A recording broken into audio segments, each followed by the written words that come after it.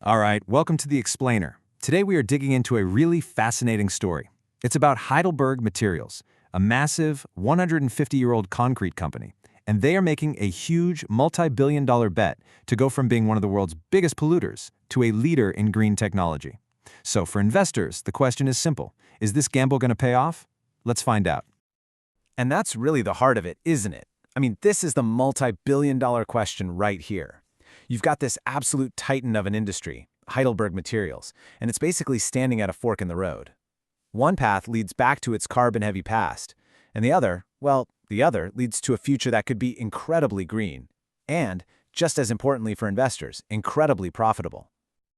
Okay, so first things first, to really get a handle on this big bet they're making, we've got to understand the business itself. And this is no small operation. We're talking about a company that's been around for a century and a half, operating in more than 50 countries. This is a true global heavyweight. So, let's break down where the money comes from. As you can see, cement is the big one. It's more than half their revenue. But here's the really smart part of their business model, and you gotta pay attention to this. It's what we call vertical integration. They don't just make cement, they also own the quarries where they get the aggregates, the sand and gravel, and they own the plants that mix it all together into ready-mix concrete. Owning that whole supply chain from the ground up, that is a huge, huge competitive advantage. Now, where in the world are they doing business? Well, they're heavily planted in the developed markets of Europe and North America.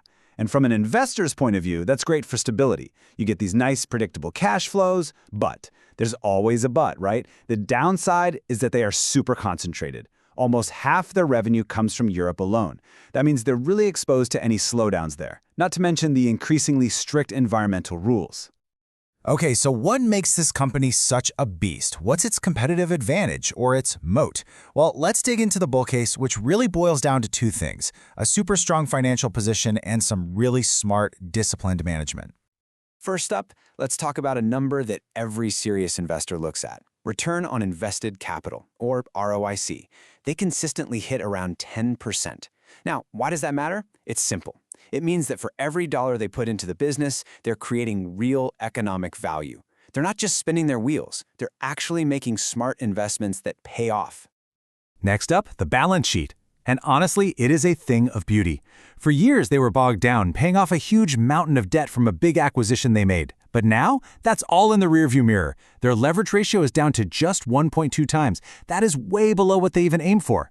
What this means is they have a fortress-like balance sheet. They've got the cash and the flexibility to do whatever they want: invest, buy other companies, or just sail through the next recession without breaking a sweat. And what do you do when you have a super healthy balance sheet? Well, you start giving money back to the people who own the company, the shareholders. And they are doing that in a big way. In just 1 year, 2024, they returned over €1 billion. That's through both a healthy dividend and by buying back their own stock, which makes everyone's slice of the pie bigger. Now this timeline, this really tells the whole story. Look at the difference. Just a few years ago, from 2019 to 2021, they were playing defense. Almost 2/3 of their cash was just going to pay down debt. But now, look at 2022 to 2024. The script has completely flipped. They've gone on the offense. Now, it's all about rewarding shareholders and making smart acquisitions to grow the business. It's a tale of two completely different companies. But as strong as that financial story is, it's not the most exciting part of the bull case. Not by a long shot. The really compelling stuff, it's all about the future. It's this massive multi-billion-dollar bet they're making to clean up one of the planet's most polluting industries. An industry that, by the way, we absolutely cannot live without. And to really get why this is such a big deal, you have to understand the scale of the problem.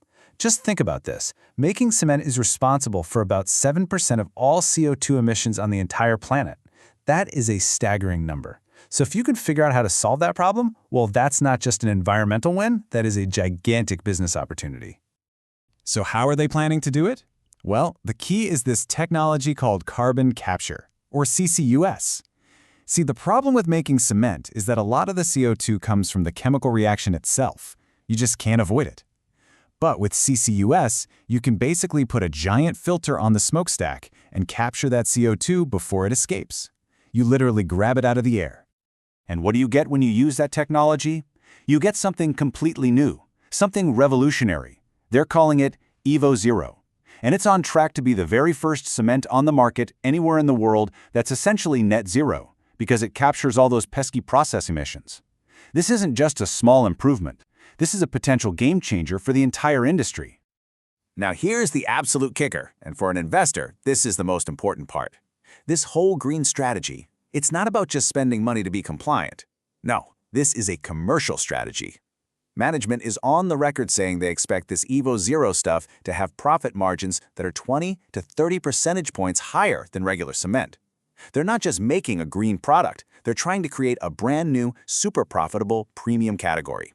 And just so we're clear, this isn't some little side project or a niche experiment. They are going all in. Their goal is to have these low-carbon, high-margin products account for half of their total revenue by 2030. That's not a tweak to the business model. That is a fundamental top-to-bottom transformation of the entire company. All right, so that's the exciting part, but you know how this works. For every bull case, there's always a bear case, and we have to look at the risks, because this transformation, as ambitious as it is also incredibly expensive. The tech is still pretty new at this massive scale, and there are some major headwinds they're sailing into. So what are those headwinds? Well, you've got the classic stuff, right? The business goes up and down with the construction cycle, and we already talked about how much they depend on a pretty slow-growing Europe. But the really big, scary risks, they're all tied to this green strategy. For one, every single one of their competitors is trying to do the same thing. It's turning into a green tech arms race, and those get expensive. And that leads to the next point. This is going to cost a ton of money. We're talking about a massive wave of capital spending. Billions and billions more needed to build this out. And honestly, this right here gets to the absolute heart of the risk. The entire strategy, all these billions of dollars, it all boils down to one simple question.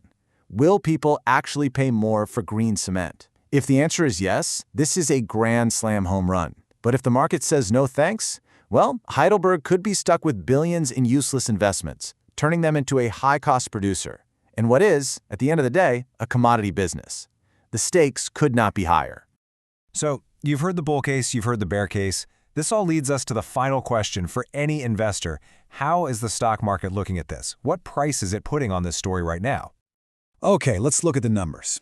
When you compare Heidelberg to its direct competitors, the other big cement guys like Holcim and Cemex, the stock looks a bit expensive. It's trading at a higher multiple. But then, when you compare it to companies that are more focused on aggregates, especially in the US, like CRH, well, it looks cheap. The market is basically caught right in the middle, not sure what to make of it. So what's the takeaway from that valuation puzzle? Well, it looks like the market is giving them credit for having a great balance sheet and being a quality company. That's why they trade higher than their direct peers. But investors are still clearly skeptical about this whole green revolution. They are not, I repeat, not valuing this like a proven high-growth green tech company. The stock is kind of stuck in limbo between those two stories. And so that leaves us with the final critical question you have to ask yourself as an investor. What are you actually buying here? Is this a solid, best-in-class industrial company at a pretty fair price?